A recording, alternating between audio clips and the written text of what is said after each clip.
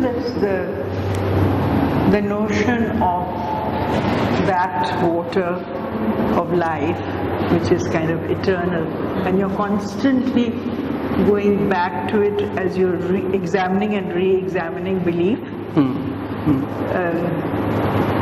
So I don't know, tell me what is going through your mind when you look at this exceedingly pure. Yeah, the work is called Holy Water from Makkah, and I think it's kind of easier to explain in this context because we all know how this holy water travels from Makkah here in big bottles and then divided into small bottles and then goes to each family and then divided into small sips. Yeah. And then divided into, and then so I had my portion in my family, somebody brought it to me, and then when you drink it tastes nothing. It's like but it carries all that path or trajectory to leads to you. So it has that holiness, I think, around it, in its not tasting anything. You know the taste a little bit different also. And my mother also would say that I should stand before and then drink it. That makes it even more special.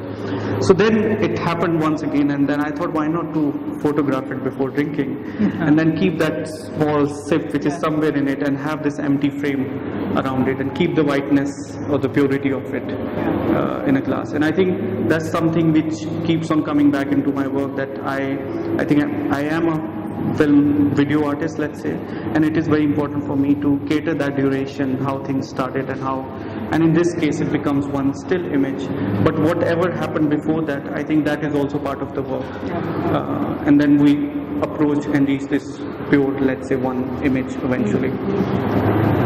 No, in the sense that, okay, so this is synthesized into this much. Yeah. But it synthesizes a lot more. Yeah. Emotional. Yeah. Much more. Yeah. So if you turn around and you look at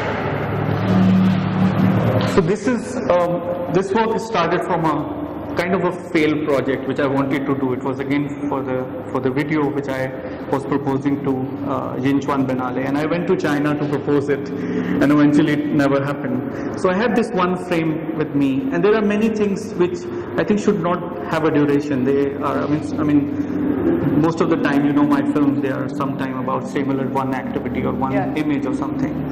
But then I like the kind of a purity of it, forgetting what it was, but eventually having this film kind of a storyboard.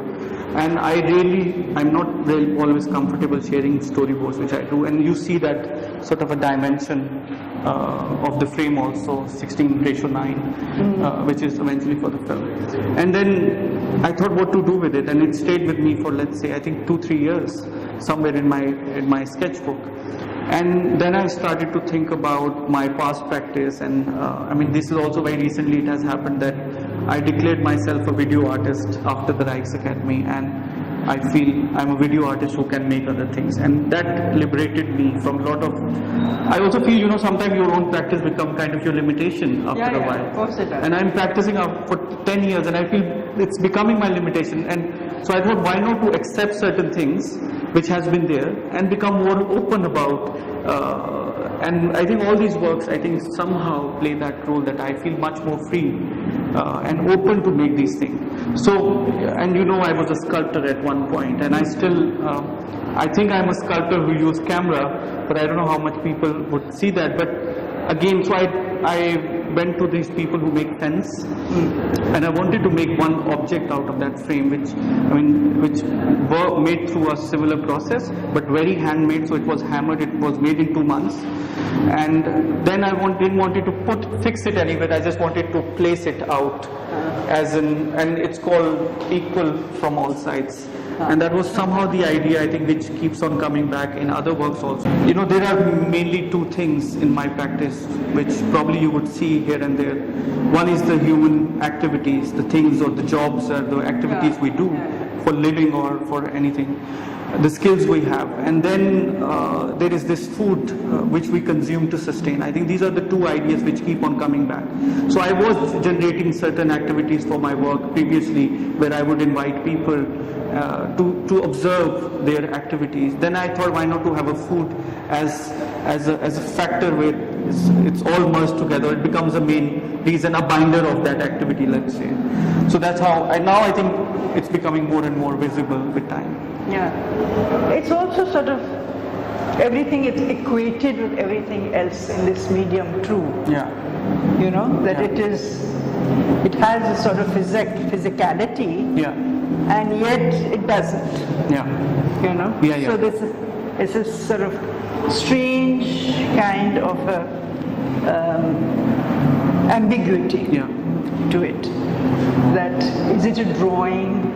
Yeah. As you say, is it a sculpture? Is it one single frame which belongs in a video? Yeah. Animation, you know, where do you set it? And the nice thing is that you don't need to set it. Yes. Yeah.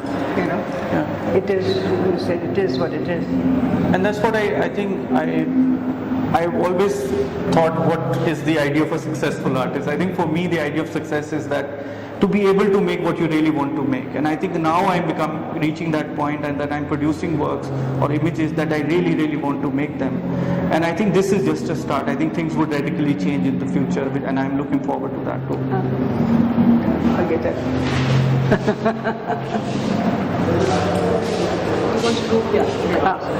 Yeah. Okay, so the theme of the fruit, Yeah. which keeps reoccurring, and this luscious promise of satisfaction and of fulfillment of desire, you know.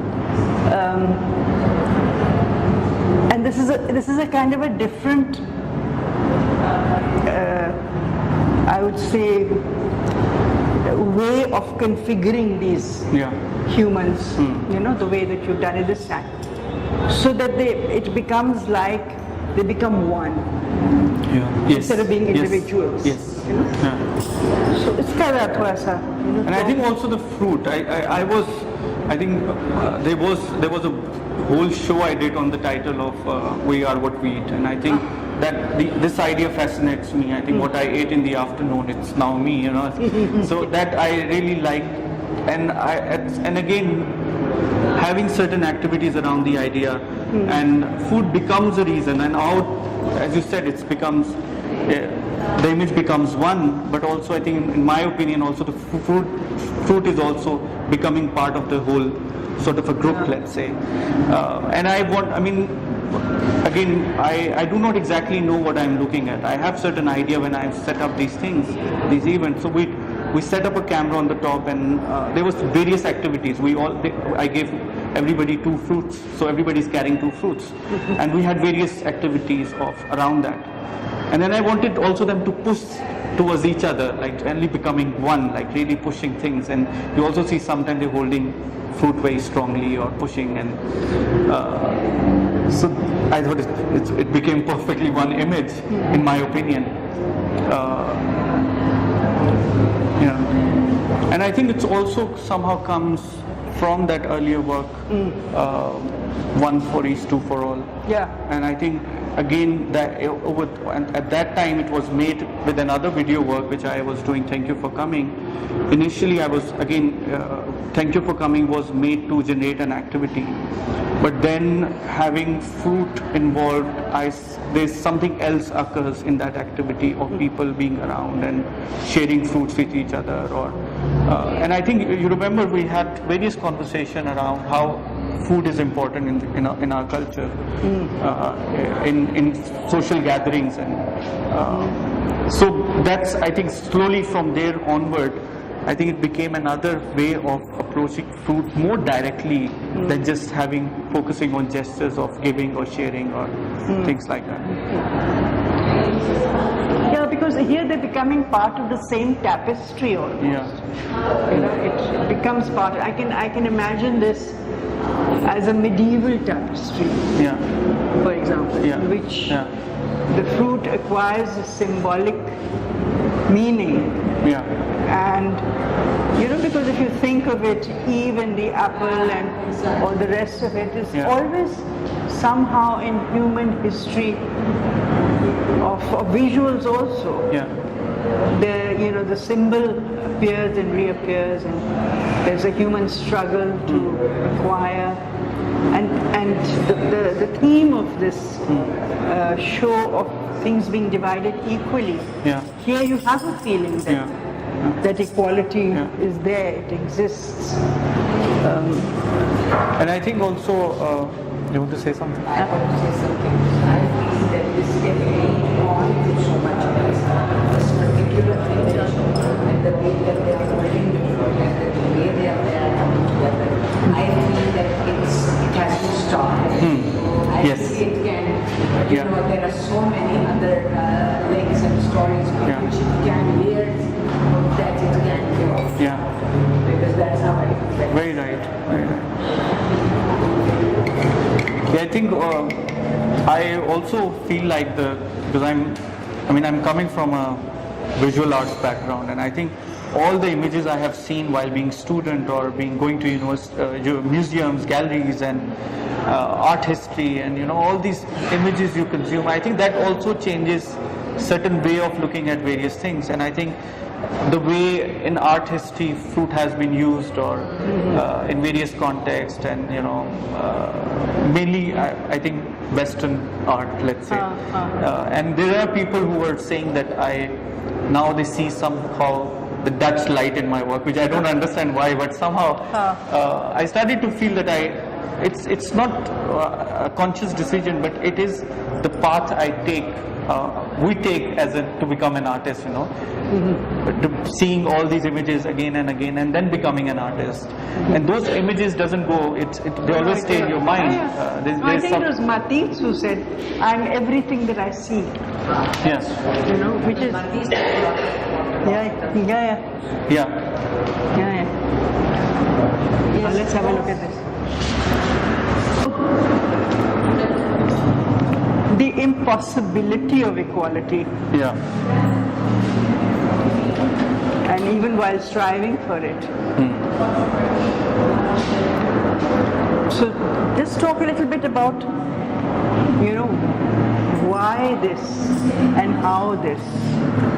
So I think this is probably the only work which I made where the title came first in my mind, and then the image. And I think the title came all divided equally was kind of a hope. There is a certain hope lies in this title.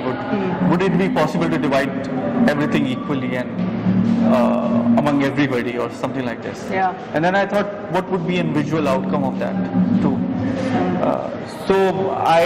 The team I work with, so there's an art director who was working on this project with me. I asked him to find each and every food, eatable thing, what he could possibly find.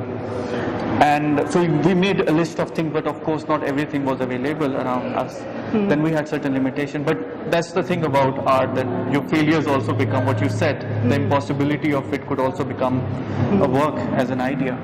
So then we had two different setups. And this was like quite big setup, which now doesn't appear that big, but they were like two big setups, and we were cutting each and every fruit. We had even the small peanuts and everything, and one person would take that thing over there, and the other would. And then there is this you're trying to create a mirror image, but through like your ability as what you could do with your hand. So there is this handmade quality of it also. Yeah. And then we were talking about earlier that this image seems much more after, It started there. It started there and there. And this is also, this is a thing when you're working with fruits or living things, or which changes after the duration. So we were setting up these two images together, but this one was photographed earlier, and then this one was photographed later. But then I'm also quite surprised that people think it's the same image. Yeah. Because I consciously kept that door at the back, so that you don't really see. After a while, of course, it's an image which you have to live, and I had this idea that as a viewer, you should find what you're thinking about in it, like all these fruits. Let's say, of course, we failed, I know, but at the same time, I think we were able to cater almost, or most of it, what would come into our mind. And there was one criteria behind the selection of fruits, like everything has to come in its purest form. So milk has to be milk without, let's say, if it's mixed with tea, it becomes tea, but not that. So that was the only criteria, and then we were finding everything possibly we could find. And also there is, I mean, I like to apply certain system to approach an image which I'm trying to do. I mean, in this case, if you look at it closely, the stair sizes or the dimensions are consciously not kept similar. So they are also changes. I mean, that was also a strategy how manually, because we also needed certain sort of a guidance, because we were also going crazy at that time. We started around, I think, 9 in the morning, and then it went till late in the night, because we were setting all day, all these things. So yeah.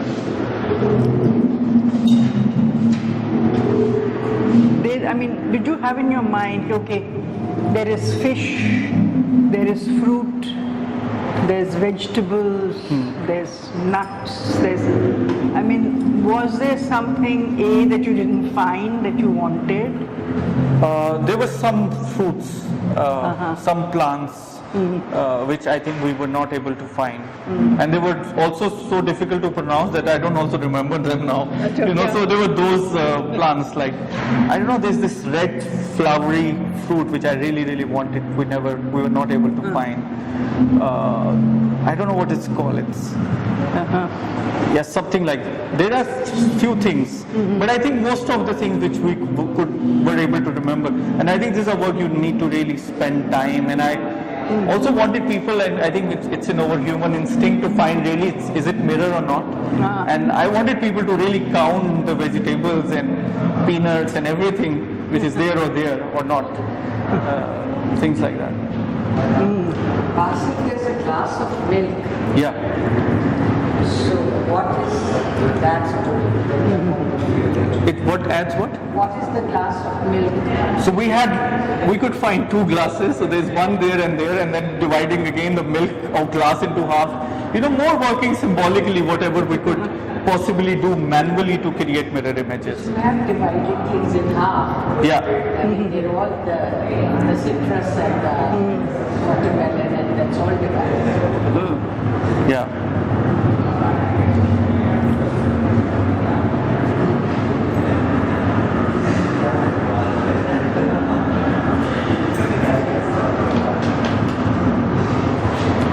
I mean, it's interesting if one starts going into it and started making an inventory. Okay, so, you know, there's this, there's that, there's onions, there's, you know, tomatoes, there's falana, there's ghana, and then you start looking and say, is so-and-so thing there? Yeah. And then you find it's there, you know. Is a bangan there? Is a bangan there? क्या नहीं है? Why certain things are there and why certain things aren't? Which actually reflect on the artist's thought process. Yeah. The conscious choice that you, like Mrs. Ismail pointed out, the milk. Why the milk, which is the only one in a container? Everything else is There's also in the background, you know, the Sameera and the Devar. Different stuff over there. You start noticing it. You start looking for things. And you become part of that.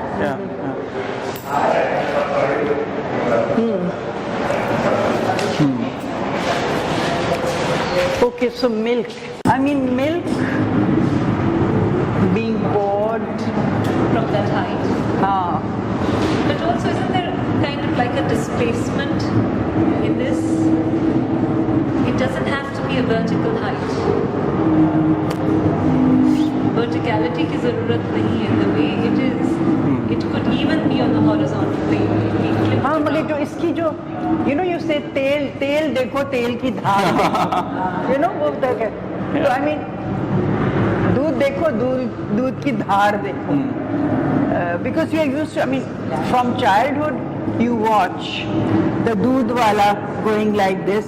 You know, यूं करके डाल रहे हो आप दूध. And the way that they pour it out, put it like this and they go like this and like that. So, दूध की धार देखना जो है is something that one has observed That's true. Lassi wale ke baad. And So also you I know, feel that this dude is so precious. yes, Yes. precisely. Yeah, yeah. Pouring the dude and then that amazing splash that it's creating. Yeah. That is what is. It's disturbing. I was just Isn't it? going to say Yeah, it's yeah. disturbing. Yeah, yeah, yeah. Yeah, yeah. And it's disturbing me. It's also very beautiful visually, but it's also very disturbing that what is he up to kind of thing. Emotionally, it is because It is, milk yeah, is it's like a soul. Yeah, it's a precious thing. Yeah. But I think you meant it to be disturbing, Ning. I wanted, I don't know, I thought, I realized later, I think we were, while we were shooting, again we were concerned that we should not waste it, because one for the work, but also it's a milk, so of course I bought it, so it was, I don't know, it was too for the work, but at the same time we were concerned in a way that how long we could keep it outside. It should not be, खराब ना हो जाए या ज़ाया ना हो जाए ऐसा. There was this thing, and then it's quite interesting that is also translated into being a viewer when you look at it as a photograph, because there are some other people who came before and they were also saying that कि इनको गुस्सा नहीं चढ़ा, ये पूछते रहे थे कि दूध ज़ाया हो रहा है. So these are the, I think again for me the idea was that there is certain image in my mind what I want to create, but I have to come up with a strategy or a system to reach that image, let's say. And in this case, I wanted them to draw a straight line with the milk, right in the center of an image. And that became sort of an activity to bring everybody together to create these things. And again, what I've been saying earlier, that I've been always interested into the things we do, the work we do. And of course, handling a milk would be different than if I do it for the first time or not. So these are the things which I am kind of concerned with also. And what Sameera was saying, being misplaced, I think in my opinion, when we are so used to of seeing food in plates and in small portions that we can eat it, we can be dominated on it. But when we saw recently all these sacrifice on Eid, then it disturbs us. You see the whole animal, and then you say, "Acha, isko maine iska chota sa portion mein khaunga." It somehow plays a role in your mind. And again, I like the idea that I can, through my work, change the context of it. It's a milk, but now it's becoming something else. But at the same time, a taste of it also. So it's kind of also activating another sense within you, or a feel within you. What was the reaction of these chaps who were... I mean, the difficulty was to be on the top. So we had him tie himself on this thing, and then we, of course, not to fall, and there was also a weight of it also. And then also light was very important. I wanted everybody to be, I mean, there are 3 people, but I wanted not to them into the light, but only the line. But of course, I think the one who was pouring had more fun time than anybody else. It's a kind of a thing when you do. We all used to pouring this much milk. I don't think so he would have this opportunity. And he's never going to do it again. You're never going to do it again. So I think this guy had more fun than anybody else. And then I work with this team who also do TV commercials or films, and they are quite merciless towards things. They are professionals. They want jobs to be done, and that I experience. And I think also you as an artist are sometimes being very selfish too. I accept that. You're only concerned with your work most of the time, the image you have. But once you you go through with that process, you think about. I mean, the food was wasted also in that image too. All the way, because of course it was not eatable later. But then after taking a photograph, or later I realized, shit, we'll have to waste all of it. But we had to. But one's reaction to that is different to the reaction. It's different to this. It's very different. I mean, I'm not really bothered about what happened to that food. But I'm bothered about what happened to the milk. Another thing into it, I look at the metaphors, both in Urdu and दूध का दूल्हा. and also the crying over spilled milk. That kind of thing. I mean, वो चीजें भी दिमाग में आती हैं और बंदा सोचता है कि ये क्या कह रहा है. very deeply connected to milk as a, you know, as a phenomena, as a symbol, as so many things. That I think it's also the color white. White. and white, all of that. Purity and against that darkness. Yeah. And like today I'm seeing so much more because Yeah. I'm focusing more away from the white. No, I think the textures of the walls, the space, you know, the mystery of that space. It's a wonderful. And here you do feel the Dutch. The Dutch light, Rembrandt light. There is. It's very Rembrandt. Maybe I'm spending too much time in museums. No, I should stop. Hit over that. But also the spaces which I think it's important also to speak about where it's photographed or staged. This is Bari Studio in Lahore. And these are the studios where they also do Ramzan shows, morning show with bright lights and all these sets. But of course when they are done, they take all these sets away and then you have these spaces empty like this. And I thought it's quite interesting what these spaces become, and also the possibility to stage anything there in your control.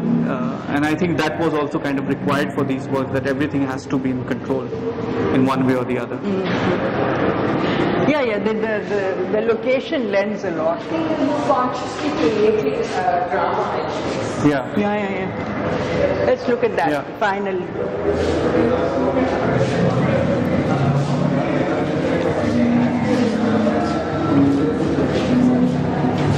To me, this is the most. It's the most abstract of all the works, and somehow the one with leaves a huge number of questions about a kind of a timeless quality about this place. Where is it? Is it another planet? You know? You're right, because I'm finding in this work a lot of displacement. I feel easy about where it is. I think that's something that is very, very prevalent in this particular. और इसके पीछे बहुत वो जो marks है ना उसके, it's almost like this thing has gone into that concrete and created those gashes. I mean, what I said earlier, that I sometimes, most of the time, feel that I'm a sculptor who is now using camera. I think this sculptural quality is somehow appearing or reappearing in most of these works, how they are constructed or made. And I think this work, or the work in which I'm cutting things into half, and I think my past practice as a sculptor somehow plays a role into knowing the medium or knowing the material, how it would behave. And also, I mean, again, to approach that image, there's a certain process we took, and that process is kind of important for me. The night before we spend into making these things, and not having it completely dry and then doing this activity.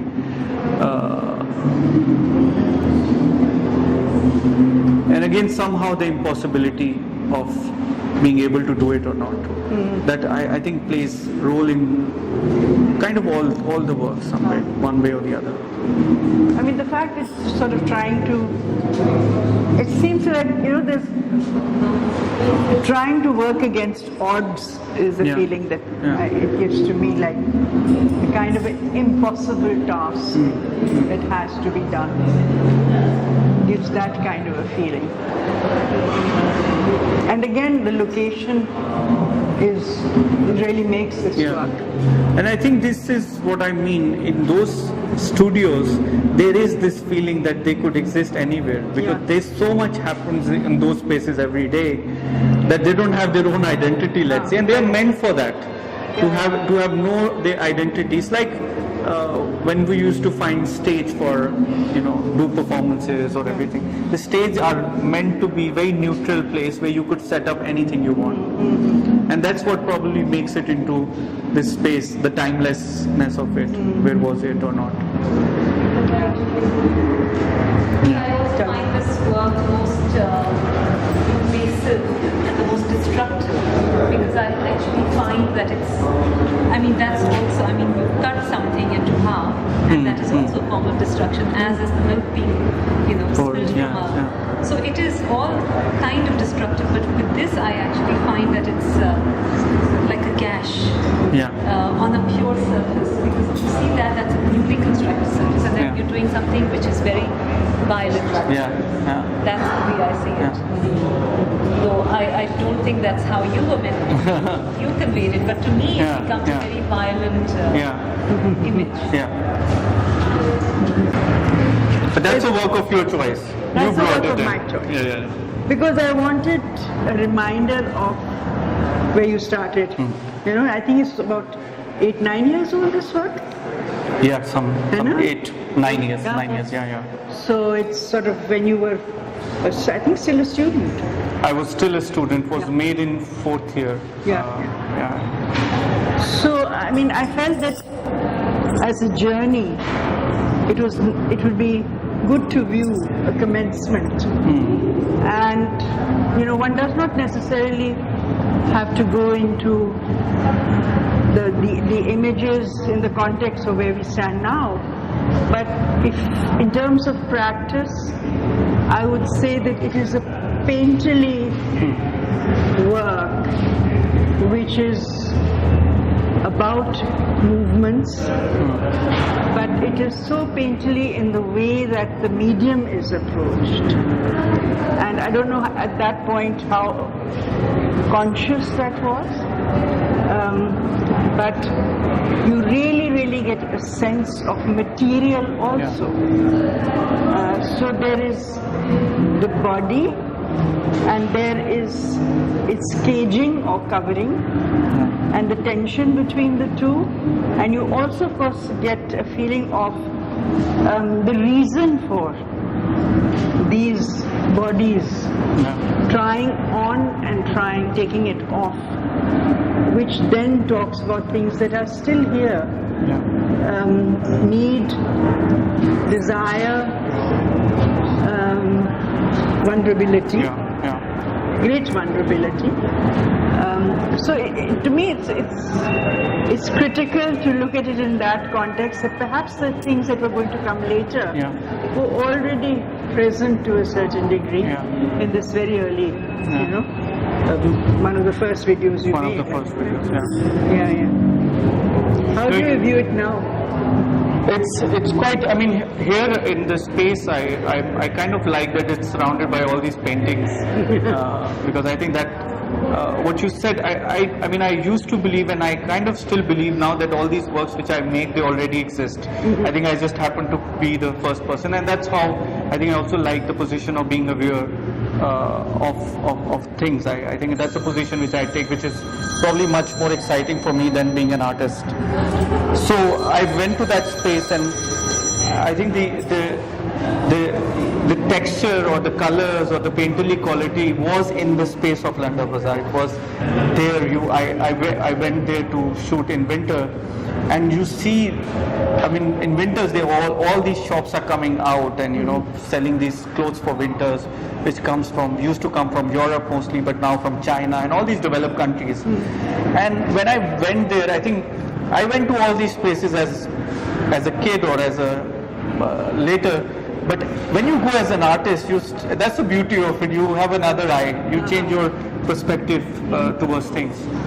And then when I went there and I saw all this activity, I thought it's all staged. You see all these people changing clothes on the street, and I thought it's a fantastic image. These all people from one society and clothes from the other are merging together, and that's what you see in the image. And I divided, it's a 13-minute long video, and I divided into certain acts where you see that the space only charges, the video only charges when the people are wearing clothes, and it blurs, and you have all these colors with.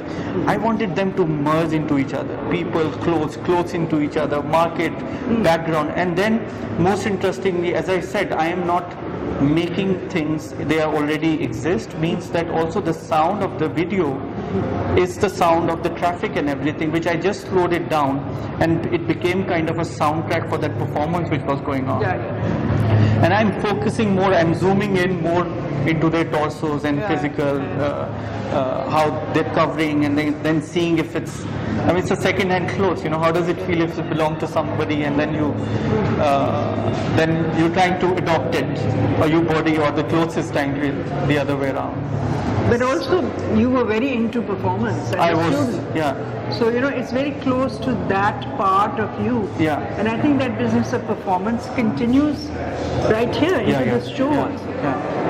I think 10 years, I call it 10 years, like the last decade of my practice. I know there are certain things, being artist one, but being a theatre performer, actor myself, I know how people are looking at me or how being looked at, and then being a teacher also. I think that played an important role into my practice.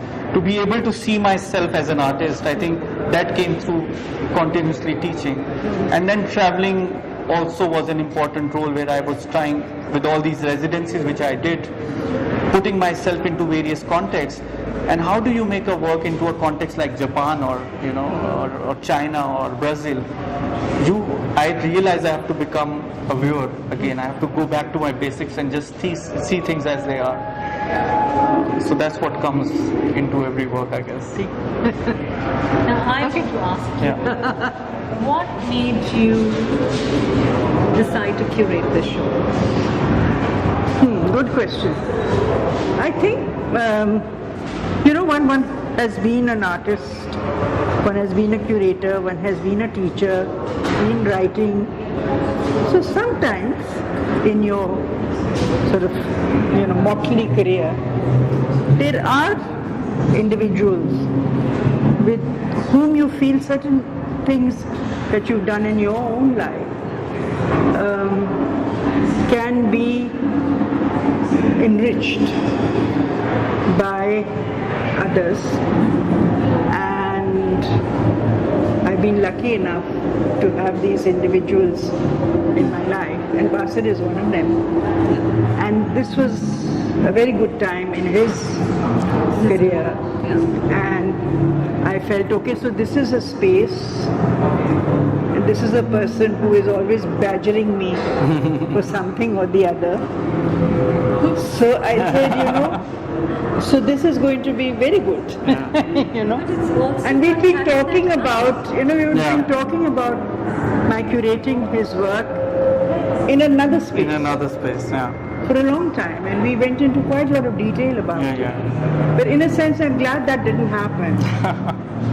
You know, I'm glad it happened here for a variety of reasons, some of which we talked about yesterday also. And I think this was, sometimes just things come together in a particular way. And so I have found this a great, you know, experience. And I hope it's worked for him also. No, I think I have a different answer to this. Okay. No, when I was, from my time being a student, I think Mrs Hashmi was one of those people who saw me from the very first day when I entered into the university. And even when she would come to our class and being very angry and talking to everybody, like 150 students, I would feel that she's talking to me. Like I was this conscious, I was this attached to this idea that she's there taking care of the things I would do. And then after all this, having my own practice, traveling, I came back to Pakistan and I went to Mrs Hashmi. I said, I really want you to curate a show. And I have this idea that I want to put all my works together in a space, and then let's talk about it. And then we had multiple conversations. And I think other than making it possible, I think all those conversations became much more interesting. And I have those recorded. And I feel lucky that I have those sounds that I could refresh. And because in those conversations, we also speak about various influences I had as an artist and also as a student. And I think Mrs. Hashmi, I think she is one of those people who I could go back to very comfortably and ask. And I think because of her having in the show, I think that also provided me a certain comfort there are various things I could do. As making a sculpture, I made some sculpture work, but this is pure sculpture work. I think after leaving sculpture and making something like this was possible somehow, I feel, because having her comfort. I thought if I won't be able to explain, she would explain why I made it. You know, that sort of a feeling. So there's a connection. There is definitely a connection, and I think I don't know how much I learned from you as an artist, but I learned a lot as a teacher. And I think when sometimes I speak in a class and I feel like I'm talking like you. So no, of course. So, That is yeah. it's very, but it's also the fact that when you have somebody curate a show for you, it has to be somebody who comes with a knowledge of your work, not just of that particular body of work that they're curating, but from your practice before. And because Mrs. Hashmi has been there, seeing you, overseeing you as a student, and then all through, I think that's how she has that grasp, and that's where the connection comes from. Also, I find that a lot of times people may see something, but they see it through a different prism as opposed to the artists. But with her insight of an artist's career and her own experiences, it kind of melts together. And I think that's what brings, you know, a curation or a curated show to its best level. Right? That's how I feel. If it were not her, who would say, "मुझे इसका show curate करना है." That's it. मुझे करना है Basir का show, and that's it.